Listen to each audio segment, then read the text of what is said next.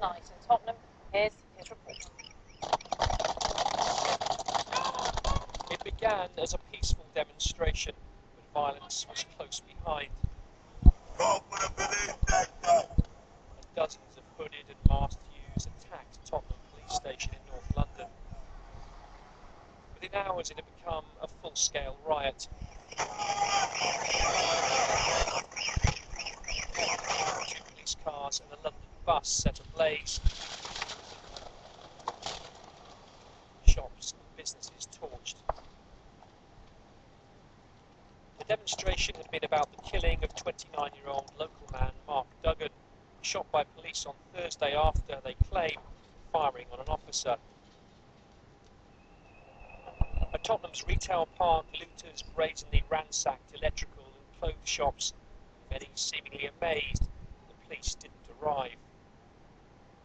On the high road, the damage runs into millions of pounds. This, the remains of the police cars, and a little further along, the London bus. As the morning arrived, fire crews worked on. Many businesses still ablaze. This was the epicentre of the rioting that took place here last night, and these the remains of two police cars dragged out onto Tottenham High Road and set on fire. This whole area now a crime scene. One police officer was hospitalised and 7 others were injured. Many local people told us this was inevitable.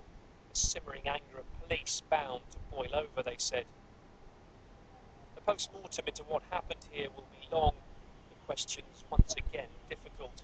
This another dark chapter in Tottenham's volatile history. Simon Newton, Sky News, Tottenham. This is the scene live in Tottenham High Road at the moment. You can see a man to the left of the screen there in a blue shirt. He's the local MP, David Lammy. Well, he said after Thursday's shooting of Mark Duggan that there was a mood of anxiety in the local community. He said it was important that the community remained calm. He was at the scene last night but hasn't given any reaction this morning. So we are waiting to hear from him. Obviously, this is a devastating night of events for the local people of Tottenham, many of whom have lost their homes with those fires that spread so quickly, with fire crews unable to get there to help the situation because police have not managed to contain the rioters and they were fearful for the fire crew's safety. Well, David Lammy there, as you can see, accompanied by possibly other politicians and local police officer, local community members, I expect as well. Many questions for the local community and for the police. Just a reminder, we're also waiting to hear from the Metropolitan Police. They are due to make a statement within the next 10 minutes or so. The last time we did hear from them was overnight when they talked about the situation on the ground. Well, we are also hearing that some 26 police officers were injured last night. 42 people were arrested this morning after we saw those scenes of violence and people looting various shops, setting buildings on fire. And of course, a bus was very dramatically set on fire, literally melted to the ground in front of us last night. 3 police patrol vehicles were also set on fire. Let's talk to Sky's Jane Dougal, who's on the ground. Jane, earlier on today, fire crews were still tackling some fires there. What's the situation at the moment? Yes, the fire brigades are still damping down some of the buildings which had been set alight after the riots last night. In fact, a little earlier, they made their way up this end of Tottenham High Road to take a look at, you can probably see the William Hills building, which has been completely destroyed by fire. The reason they came up here was just to check that the building was safe. Structurally, of course, because there could be problems with health and safety if members of the public are nearby, if there's a possibility of it collapsing. There's a pub just on the other side of Tottenham High Road, which we're told one of the walls is due to collapse at any point. I'll just hand you back to the studio now for some breaking news. Yeah, let's just hear from David Lammy, local MP. What has happened here last night? A community that was already hurting has now had the heart ripped out of it. The post office, a fitness shop, newsagents, mobile phone shops, council buildings that deal with customer complaints, smashed to pieces. by mindless people last night, many of whom are not from Tottenham and had come from far beyond this community intent on causing violence. What happened here on Thursday night raised huge questions, and we need answers. But the response to that is not to loot, to rob. There are homeless people standing back there. We don't know if there are fatalities within some of their houses and homes and flats above some of the shops that are now burnt out.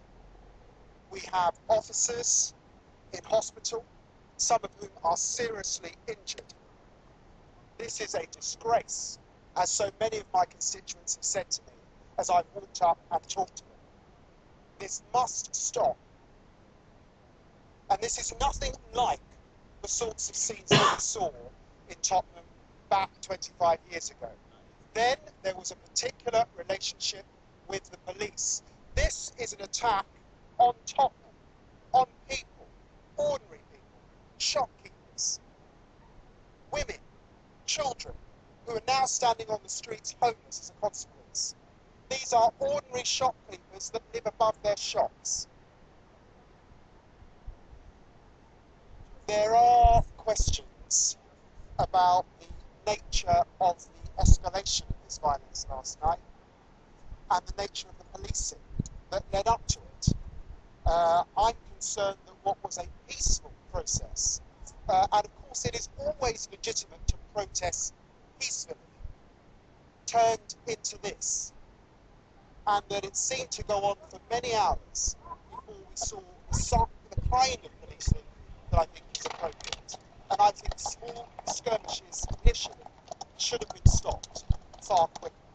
So I have a meeting with the police and the broader community to discuss our way forward. And I think it's very important for people to remember that media come in these circumstances, they're here for a few days and they will disappear. But what they leave behind are a community of many people who are more about building community than destroying community. For every one person that threw a stone, there are thousands committed to Tottenham and building it, not destroying it. And that work will continue, and it will continue straight away to get back to normal, to turn our high road into something we can be proud of. This is totally, totally unacceptable. I have lived here all of my life, and to see a high road that I've used, visited, with local people devastated like this is deeply, deeply, deeply painful. So we will need answers, and I will continue to speak with the police, the Independent Police Complaints Commission, who need to be in close contact with the family of Mark Duggan particularly, who felt totally isolated, I think, in the initial stages after Thursday night. And of course, we now need restraint